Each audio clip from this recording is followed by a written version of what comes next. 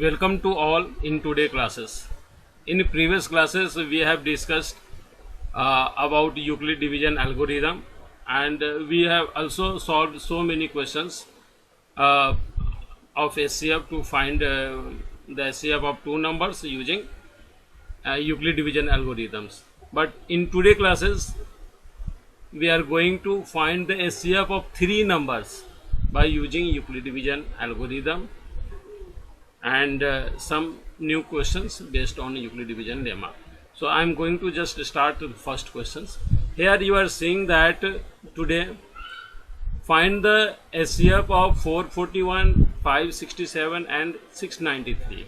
Three numbers are given, and how we can find out the SCF of three numbers. So it's very easy. You can select any two numbers. Here in the solution you are seeing that number 693 and 567 are taken. So this is a Euclid division lemma, a equal to bq plus r. Now we have set two numbers on this algorithm. This is, we have taken the larger number a, and we have taken a as a larger number and b as a smaller number. So 567 से हमने 693 को divide किया, quotient 1 यहाँ पर लिखना है, and this is reminder 126. अब again 567 को हमें 126 से डिवाइड करना है, तो 4 टाइम्स में ये डिवाइड हुआ, कोशेंट हमारा 4 हो गया, 63 रिमाइंडर हो गया. फिर 126 को 63 से हमने डिवाइड किया, 2 यहाँ पे हम कोशेंट है और रिमाइंडर 0 आ गया, तो इन दोनों का एचसीएफ हमारा 63 आ गया. It's very easy. अब now we will take the third number. Third number is 441. We can take any two numbers, not necessary that we have to take 693 and 567. We can take also 693 and 441, and the third number 567 later after finding the SCF of two numbers. So यहाँ पे हमने तीसरा हमारा number था 441 और next number हो गया 63. अब इन दोनों का SCF निकाल देंगे.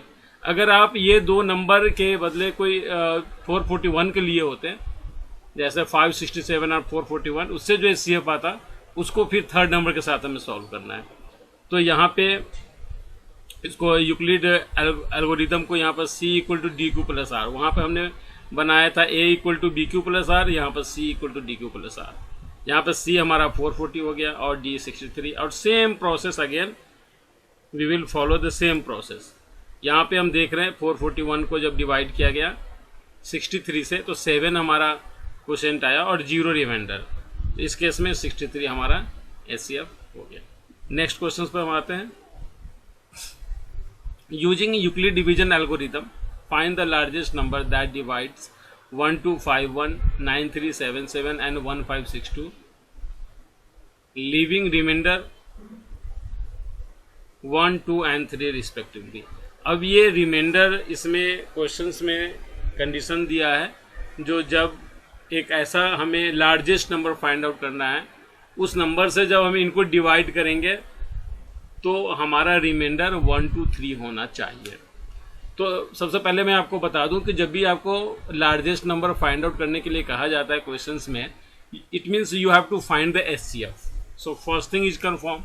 अब जो रिमाइंडर है हम क्या करेंगे, इस रिमाइंडर को यहाँ पर रिस्पेक्टिवली लिखा हुआ है, तो हम इसका मतलब क्रमशः पहले में 1 रिमाइंडर, दूसरे में 2 और थर्ड नंबर में 3 रिमाइंडर होना चाहिए. तो इनको हम माइनस कर देंगे. इसमें से 1251 में से 1 माइनस कर दिया, 9377 में से 2 माइनस किए, एंड 15,628 में से हमने क्या किया, 3 माइनस करके हमारा न्यू नंबर्स यहाँ पे आ गए. अब इन तीनों का एचसीएफ हमें फाइंड आउट करना है.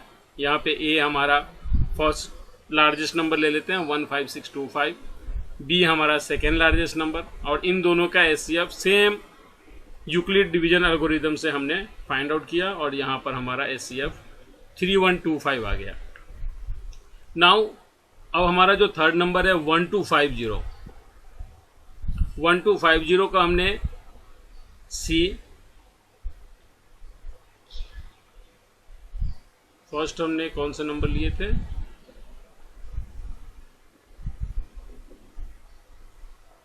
9375 एंड 15625। हाँ, यहाँ पे 3125 हमारा जो लार्जेस्ट नंबर था उसको हमने सी बना दिया एंड डी हमारा स्मॉलेस्ट नंबर हो गया।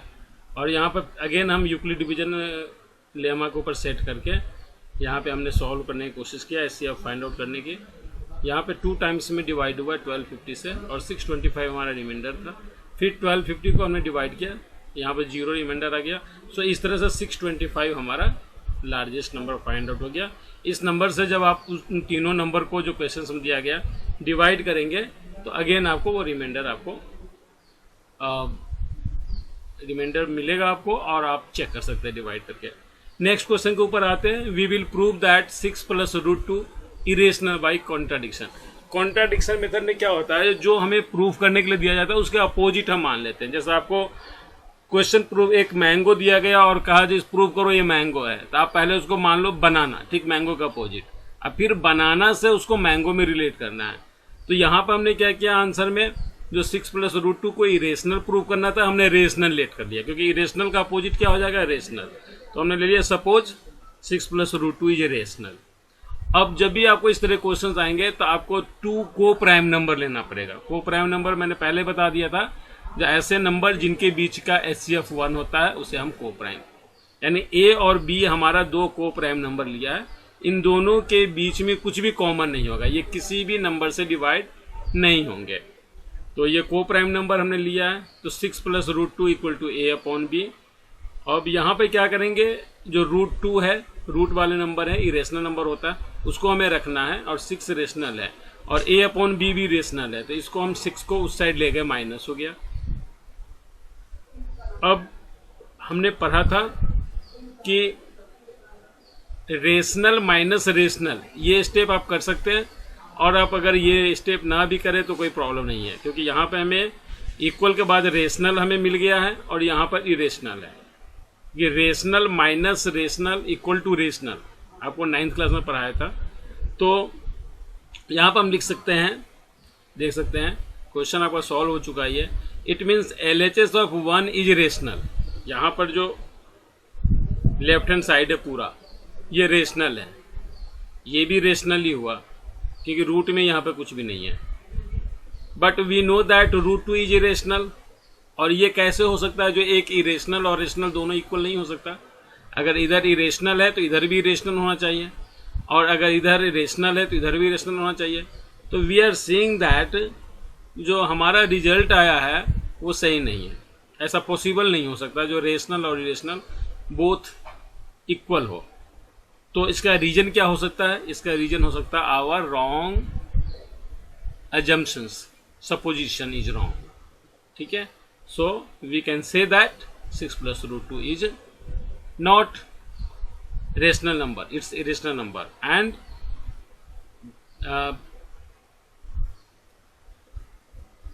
the problem we have faced in solving these questions, irrational = rational, is only due to our wrong assumptions। So this question is solved, and in last we have written our supposition wrong, 6 + √2 cannot be rational, so it's irrational। If number is not rational then it's irrational। Next question, P + Q is irrational, prove that where P and Q are prime। यहाँ पर भी हम method of contradiction हम लेके चलेंगे। यहाँ पर √P भी हमारा इरेशनल है, √Q भी इरेशनल है, और हमने पढ़ा था 9th क्लास में जो इरेशनल + इरेशनल = इरेशनल। तो ये इजी है प्रूफ करना। यहाँ पे हमने इसका कंट्राडिक्शन मेथड अगेन यूज किया है। जो इरेशनल प्रूफ करना है तो हमने रेशनल ले लिया, और इसे हमने लिख दिया √P + √Q = A। यहाँ पे √P = A - √Q। √Q को हमने ले गया लेफ्ट हैंड साइड से राइट हैंड साइड में ले गया। अब स्क्वायरिंग कर दिए बोथ साइड, तो ये √P का स्क्वायर P, और ये A - B का होल स्क्वायर आ गया, A² + Q - 2A √Q। अब जो रूट वाले टर्म है उसको हमें उस साइड ले गए और p को हमने RHS में राइट हैंड साइड ले आए। तो 2AQ का साइन माइनस था, इधर आके प्लस हो गया, और p प्लस था, इस साइड अगर हमने लाया तो साइड चेंज किया है तो उसके साइन चेंज हो गए। और यहाँ पे रूट क्यू की वैल्यू हमने निकाला, ये आ गया a² plus Q minus p upon में 2 है। What I am seeing that there is no terms under root in right hand side, and in left hand side q is under root, so q is irrational and here the term is irrational. Again this is not possible, irrational term cannot be equal to rational. Q is a prime, so root q is not a rational, but this is a rational because p q are non-zero integer which contradicts our considerations. What we have assumed it's wrong, so we can write that our assumption was wrong, and this situation arises only because of our wrong assumptions, so we can write that root p plus root q is irrational. Next important questions है, ये आपके NCERT book के exercise chapter first में इस तरह के questions दिए हुए हैं जहाँ पे 6 की पावर n लिखा हुआ है, कैन नॉट एंड विद 0 और 5। यहाँ पे क्वेश्चन चेंज है, जैसे 6 की पावर n होंगे वैसे 12 की पावर n होंगे, तो it's not very difficult, we can easily solve. तो यहाँ पे हमने ये पहले पता, जो नंबर 0 जिसका एंड होगा या 5 एंड होगा वो नंबर 5 से जरूर डिवाइड होगा। किसी भी नंबर का जिसका 1 प्लेस 0 है या 5 है, अब 5 की टेबल पढ़ेंगे और 10 का टेबल पढ़ेंगे। 10 के टेबल में सभी में 0 एंड में फर्स्ट प्लेस में आता है, और 5 में कभी 0 आता है, कभी 5 आता है, कभी 0 आता है। तो यहाँ पे हमें ये दिखाना 0 और 5 होने का मतलब है जो ये जो नंबर है ये हमारा 5 का या 10 का मल्टीपल होना चाहिए।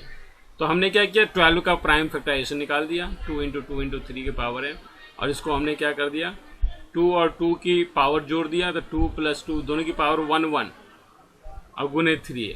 अब हमने बताया था a गुने b की power n equal to a की पावर n गुने b की पावर n, तो यहाँ पर हमने 3 की पावर n हो जाएगा, और 2 की पावर 2 थी तो यहाँ पर 2 की पावर 2n आ गया।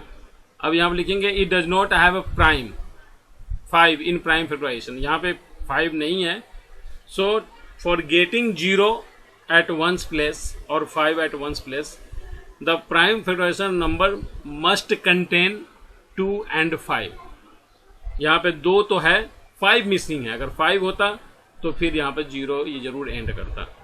सो हम लिख सकते हैं कि it never and with 5 and 0। इसी के साथ हमारे आज की क्लासेस के जो क्वेश्चंस थे काफ़ी इम्पोर्टेंट है ये क्वेश्चंस।